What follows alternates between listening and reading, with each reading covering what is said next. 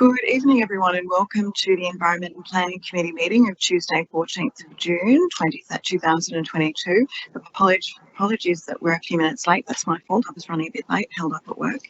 I'd like to declare the meeting open at 7:05 p.m. And I would also like to acknowledge the traditional custodians of the land on which this meeting is being held as that of the Bidjigal people of the Eora Nation. And I'd like to pay my respects to their elders past, present and emerging. I would now give the notice of live streaming of the committee meeting. Staff and public are reminded that this meeting is being recorded on audio tape for minute-taking purposes and is also being broadcast live on Council's website. This recording will be made available on Council's website. The coded meeting practice. Only if the meeting moves into a closed or confidential session in accordance with Section 13 of the Coded Meeting Practice will the public broadcasting of the meeting be suspended. Council's Coded Meeting Practice prohibits the electronic recording of meetings without the express permission of Council. Mobile phones must be turned to silent during the meeting. Apologies. Are there any apologies for tonight's committee meeting? Yes, Councillor Jamieson sends her apologies for this meeting. Councillor Jamieson, is that all? Just that? Yep. Okay, could Yes. I have somebody move that, please? Moved by Councillor Borg and seconded by Councillor Wang. All those in favour? Aye. Against? Okay, we'll declare that carried. I don't think we need to go around the room for that. Disclosures of interest. Do any councillors have any interests to declare tonight?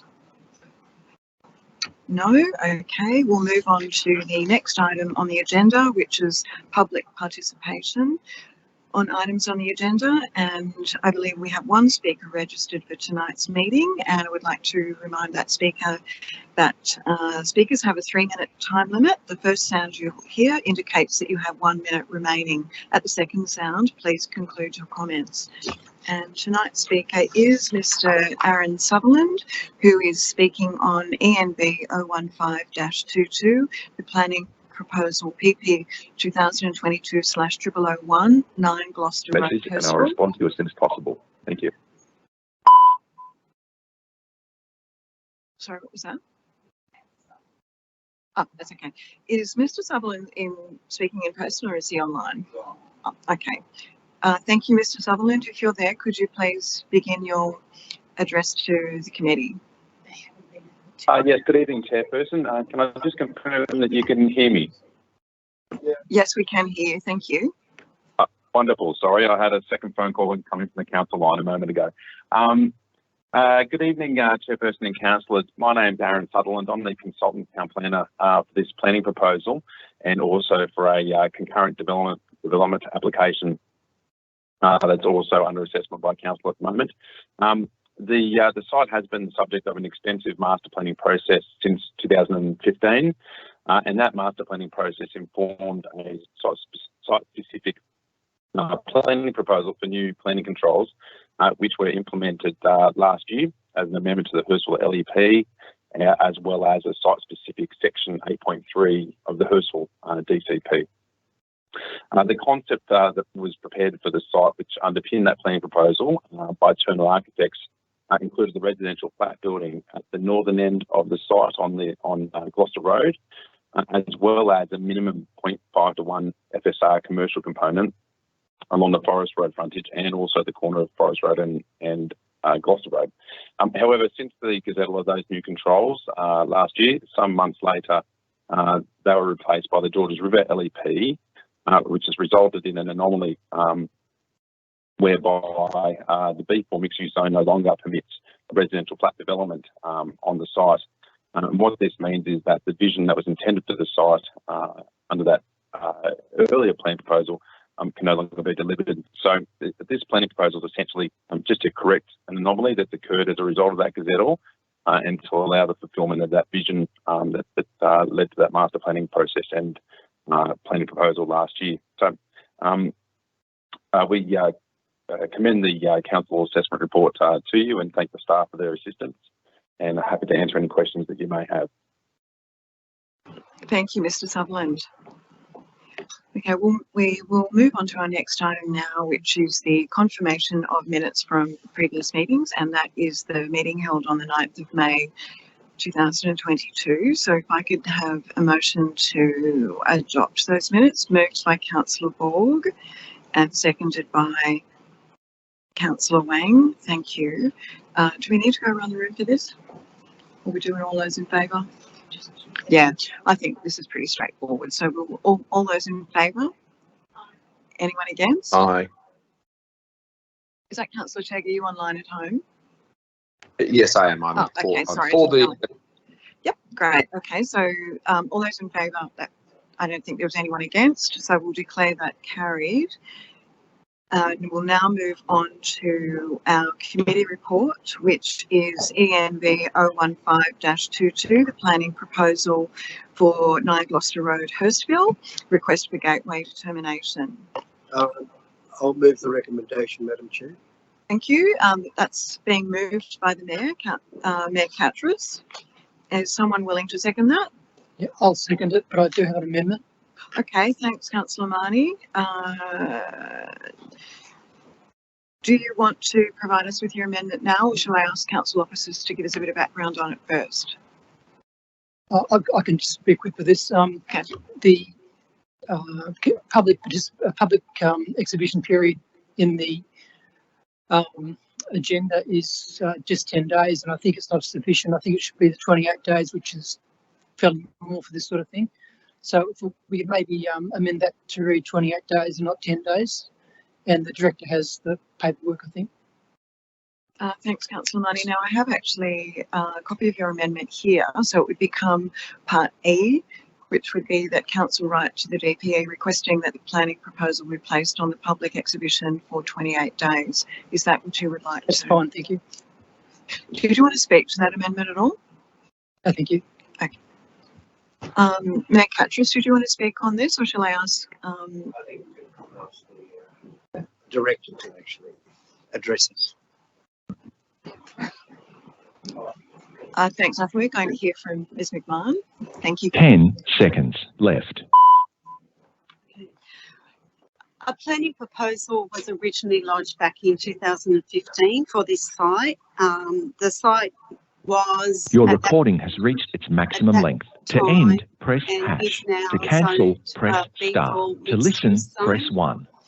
The planning proposal sought to amend the Hurstville Message Local sent. Environmental Goodbye. Plan to increase the floor space ratio from 3:1 to 4:1 for the site, and increase the heights on the site from 23 metres to a range from 23 metres up to 60 metres. And this was lodged back in October 2015. It wasn't put to council until August 2018, about 3 years, and during that period of time we had a number of changes to the concept plan under the planning proposal. We also had the Hurstville City Centre Urban Design Strategy that was prepared, and that's on the council's website for those councillors that wish to review it, which looked at increasing heights within the Hurstville City Centre, and this, after various amendments, was in conformity with that urban design strategy. It also went to our design review panel and our local planning panel, and the design was also subject to separate urban design advice, which ended up, I think we had about 4 revisions of the design. So in August 2018, council resolved to refer it to the Department of Planning for a gateway determination to allow exhibition. The gateway was issued in February 2019, and the planning proposal was eventually placed on exhibition in January and February 2020. Between the gateway determination in February 2019 and the exhibition of the planning proposal in early 2020, the proponent had to do a number of amended studies, including a development control plan that would apply to any development on site. Now, I draw councillors' attention to paragraph 47 and figure 18. This is the ground floor of the master plan that ended up being supported by the council. And buildings A, B and C have a ground floor non-residential use. It means that there won't be any residential on the ground floor fronting Forest Road. To the corner of building D. But building C, but building E and D had a residential interface at the ground floor, so it met the residential interface across the road. We didn't want non-residential uses going up along Gloucester Road to the point where we had residential opposite.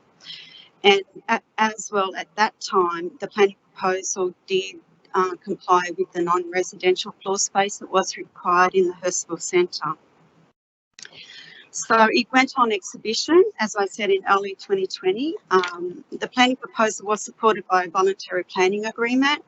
The developer had to pay a monetary contribution of $3.6 million to council. The voluntary planning agreement has been executed and the contribution has been paid to council, and some of those funds have been spent on the youth centre at Penshurst as part of that agreement. In May 2020, council resolved to forward the planning proposal to the Department of Planning for gazettal, and gazettal happened in February 2021. As you are all aware, the Georges River Local Environmental Plan came into effect in October 2021. And under the Georges River Local Environmental Plan, residential flat buildings were made prohibited in the B4 zoning, and therefore the developer, the proponent, therefore the original planning proposal was and is at odds with the Georges River Local Environmental Plan.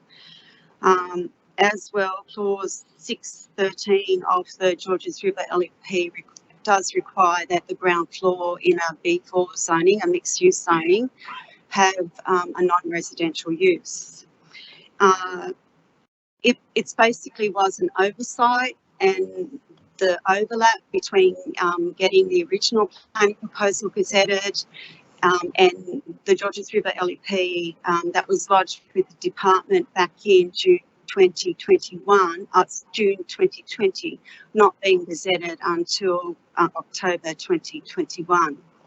So this current planning proposal was lodged late last year once the issue was identified by the proponent, who has also lodged a development application that corresponds to the approved master plan by council back when it put the original planning proposal on exhibition.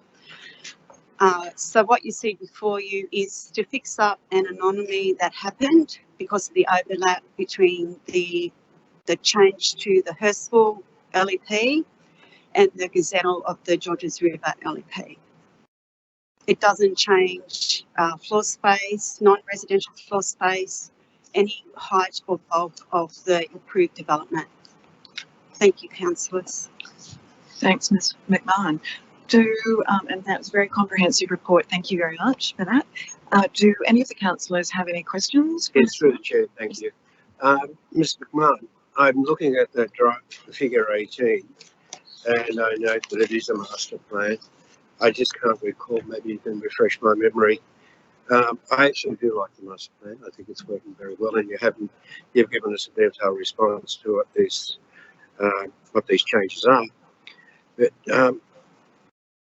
my only worry is it appears that these building envelopes respond to the site conditions and respond to the streetscape. There's a residential happening on Gloucester Road, and then there's a break. How do we give this master plan legal status? Is there any reference to it in the LEP? The master plan is referenced in the development control plan.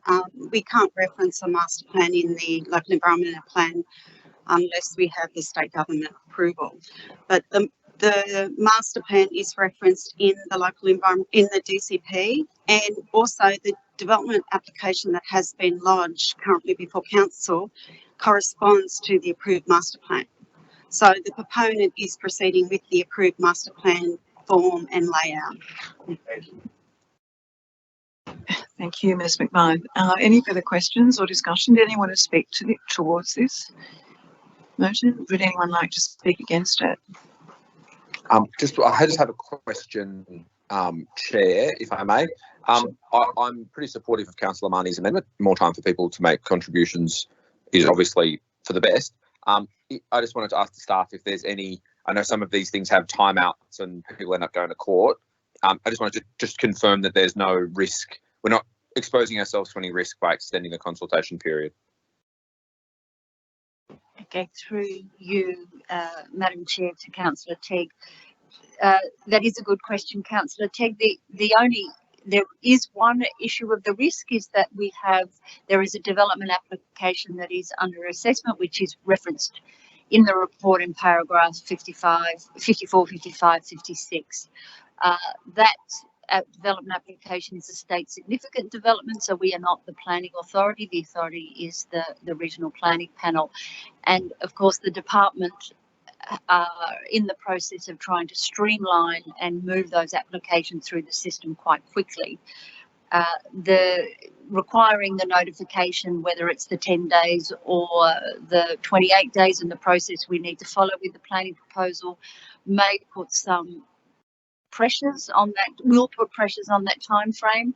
However, I think what we will do is we'll advise the department and the relevant section of the department that this planning proposal is required to proceed to allow the development application to proceed, and there may be some leniency around those time frames. Thanks, Ms Bishop. Councillor Tegg, does that answer your question?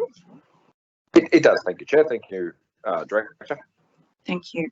Well, if there's no further discussion, we might put it to a vote, and we will need to go around the room for that. But before we do, I just do want to make one quick comment.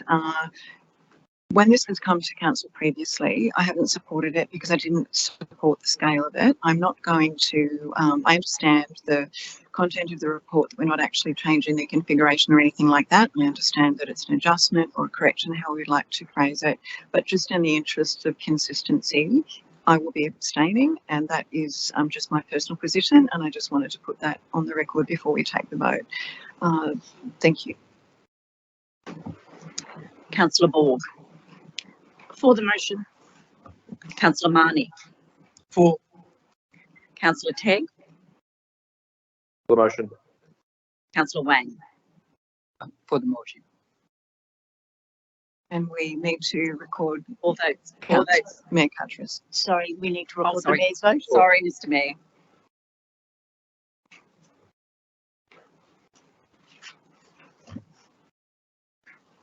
Thank you. So we'll declare that carried. And as there's no further business on the agenda, I will declare the meeting closed at 7:23 p.m. And I would like to thank everybody for coming, and thank you to the staff for your work tonight. Thank you.